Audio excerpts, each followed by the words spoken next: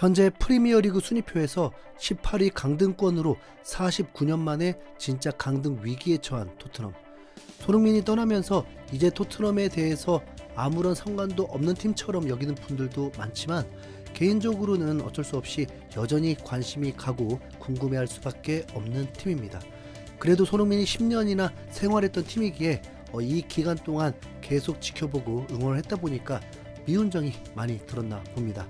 또 어쨌든 손흥민의 리더십을 통해서 바로 작년에 유로파리그 우승까지 했던 토트넘이 바로 1년 만에 강등당하는 건 좀 너무하잖아요.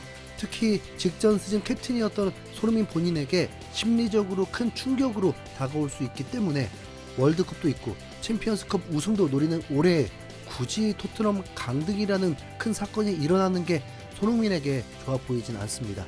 아무튼 진짜 강등 당하기 직전의 위기에 놓인 토트넘과 관련된 소식을 전해드리려고 하는데요. 자, 먼저 프리미어리그 32라운드 상황부터 보시죠. 일단 토트넘이 18위까지 떨어지는 가장 큰 원인이 바로 이번 32라운드 경기 때문이었습니다. 토트넘은 원래 17위로 강등권 바로 위였는데 런던 지역 라이벌이자 강등 라이벌이 된 18위 웨스트햄이 꼴찌 울버햄튼을 무려 4대0으로 완전히 박살을 내면서 순위가 뒤바뀐 겁니다. 그 결과 토트넘은 진짜 굴욕적이게도 강등 빨간불이 들어온 18위가 됐는데 이런 일은 2015년 8월 이후로 처음이라고 합니다. 근데 사실 8월이면 시즌 개막을 할 때라서 기껏해야 한두 경기밖에 진행되지 않았을 시점입니다.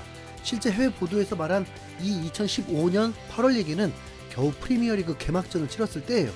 그때가 포체티노 감독 2년차 그리고 손흥민을 영입한 시즌인데 맨유와의 개막전에 패배하면서 잠시 순위가 강등권으로 떨어졌던 거죠. 사실상 강등 위기도 전혀 아니었고 그 시즌에 토트넘 최종 순위는 무려 3위로 챔피언스리그 진출권까지 얻었습니다. 지금이랑은 전혀 비교도 안 되는 상황입니다. 그리고 1위 아스날이 예상치 못하게 본머스에게 홈에서 1대2로 황당한 패배를 당하면서 이걸 좋아하는 토트넘 팬들이 보였습니다. 영국 현지에서도 큰 화제가 된 논란인데 토트넘 팬들은 자기들이 강등을 당하더라도 아스날 우승 못하는 게 더 중요하다고 할 정도로 아스날을 엄청나게 싫어하더라고요. 어찌 보면 현지 팬들의 이런 어이없는 생각 때문에 토트넘이 강등권까지 떨어진 거라고 분석하는 현지 전문가들의 의견도 있었습니다. 그런데 본머스에게 졌다고 하더라도 아스날의 승점은 혼자 지금 70점으로 맨시티보다 9점이나 앞서 있습니다. 다만 현재 2위인 맨시티는 32라운드까지 왔는데 아직 30경기밖에 치르지 않은 상황이라서 2경기나 더 여유가 있긴 합니다. 이번 상대는 첼시라서 승리를 장담할 수 없긴 하지만 여전히 우승 경쟁을 할 수 있는 상황인 겁니다. 이어서 3위가 참 예상치 못했던 맨유입니다. 지난 시즌 토트넘과 같은 처지였던 유로파 우승 실패로 토트넘보다 더 안 좋았던 맨유가 이렇게까지 반등할 줄은 몰랐습니다. 마이클 캐릭 감독의 부임 이후로 팀이 달라져서 패배를 모르고 무패 행진을 하더니 지금은 아스톤빌라, 리버풀을 넘어서 3위가 됐습니다. 아모린 감독 시절 때와 선수가 똑같은데도 그 선수들을 쓰는 감독이 달라지고 전술이 바뀌니까 팀 전체가 아예 다른 팀이 된 것 같죠. 이걸 보면서 토트넘에 새로 부임한 데제르비 감독도 뭔가 해낼 수 있지 않을까 하는 생각이 듭니다. 토트넘 입장에서 가장 중요한 경기는 당연히 일단 토트넘이 오늘 밤 10시에 치르는 썬더랜드 원정 경기가 첫 번째고 두 번째로는 이제 같은 시간에 펼쳐지는 노팅엄 포레스트와 아스톤 빌라의 대결입니다. 노팅엄 역시 이번 시즌 토트넘과 강등을 다투는 강등 라이벌인 상황이거든요.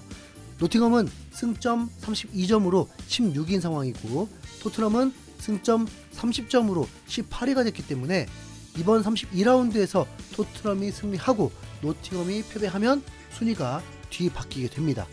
토트넘의 승점 33점으로 15위까지 갈 수도 있습니다. 노팅엄 위에 있는 팀이 승점 33점의 리즈인데 리즈 이번 상대가 앞서 말씀드린 맨유거든요.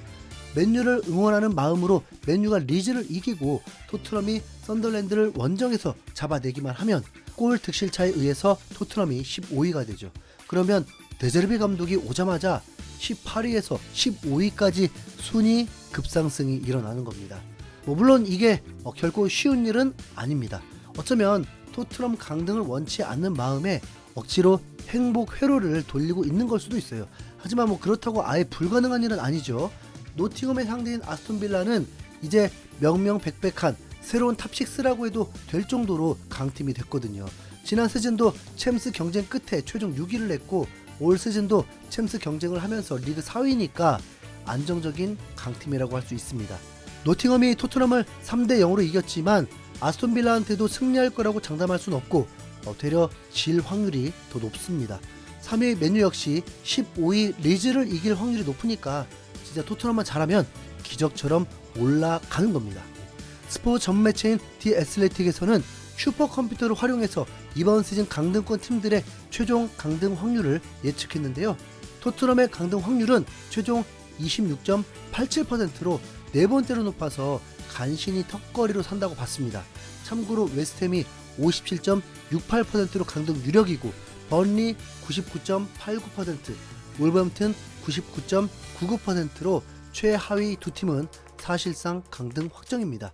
또 다른 통계 전 매체인 옵타에서도 토트넘의 최종 강등 확률을 26.2%로 봤고 웨스트햄이 58.7%, 번리 99.9%, 울버햄튼은 100%라고 강등 확정 판결을 했습니다. 이렇게 되면 토트넘은 썬더랜드 원정에서 반드시 승리를 해야만 합니다. 그런데 토트넘 출신이라는 제이미 레드넵 이 양반이 또 방송에서 나와서 초를 치고 있습니다. 그럴 거면 토트넘 출신이란 딱지를 떼던지 손흥민 있을 때도 어이없이 손흥민을 까더니 유로파리그 우승시키니까 아무 말 못하고 이런 사람이 왜 자꾸 나오는지 모르겠습니다. 아무튼 이 레드넵은 썬더랜드 원정 경기를 토트넘 입장에서 반드시 이겨야 된다고 말하면서 그게 힘들 것 같다는 부정적인 말만 했습니다. 팀에는 경기를 승리로 이끌 수 있는, 승리를 쟁취할 수 있는 선수가 필요하다. 지금 토트넘의 경기를 승리로 이끌 선수가 어디 있나? 누가 팀을 승리로 이끌 건가?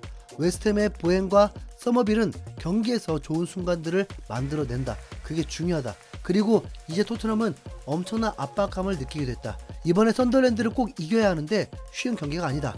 A매치 휴식기가 팀을 정비하는데 꽤 효과가 있겠지만 내 생각엔 아직 크게 달라진 건 없다. 토트넘은 썬더랜드 원정이라는 어려운 경기에서 좋은 결과를 얻어야 한다 라면서 토트넘에게 부담감만 잔뜩 얹어주고 악담을 했습니다. 반면 영국의 공영방송 BBC에서는 왠지 모르게 토트넘의 승리를 점치는 듯한 토트넘 쪽에 유리한 분석을 하기도 했습니다. 먼저 데제르베 감독이 원래 부임 직후에 성적이 나빴다는 얘기들이 많았는데 이런 보도들이 편견에 불과하다고 사실을 알려줬는데요. 데제르비 감독의 부임과 관련해 제기된 문제 중 하나는 그가 슬로우 스타터라는 것이다. 토트넘은 그럴 여유가 없다는 지적이 많았는데 데제르비는 이전에 맡았던 팀들에서 대체로 빠르게 적응했다. 브라이튼을 제외한 사스올로, 샤흐타르, 마르세유 이 세 팀에게서는 리그 첫 경기에 바로 승리를 거뒀다. 유일한 예외가 브라이튼인데 부임 후 첫 5경기에서 단 한 번도 승리하지 못했다. 그러나 첫 7경기 동안 승점 8점을 얻었고 토트넘에서 똑같은 활약을 하면 토트넘은 프리미어리그에 잔류할 수 있게 된다라면서 데제르비 감독이 토트넘을 생존시킬 수 있는 성적을 거둬왔다는 정보를 보도한 겁니다. 뿐만 아니라 역대 썬더랜드와 토트넘의 전적에서 2010년 이후 15번의 맞대결 동안 썬더랜드가 이긴 적이 없다는 통계까지 제공했죠. BBC가 굳이 토트넘 편을 들 이유는 없으니까 이 내용들은 객관적인 팩트라는 건데 과연 토트넘이 프리미어리그에서 살아남을지 귀추가 주목되는데요. 우선 데제르비는 토트넘 선수들이 엔지 감독 시절처럼 빌드업을 잘했으면 좋겠다면서 우도기, 반더벤, 로메로, 포로를 치켜세웠습니다.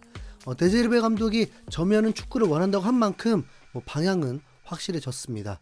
근데 그땐 엔지 감독 전술엔 손흥민이 핵심이었는데 지금 토트넘은 그런 공격수가 없거든요. 어쩌려고 그런지 모르겠습니다. 걱정은 되네요. 이상 흰수염고리였습니다. 감사합니다.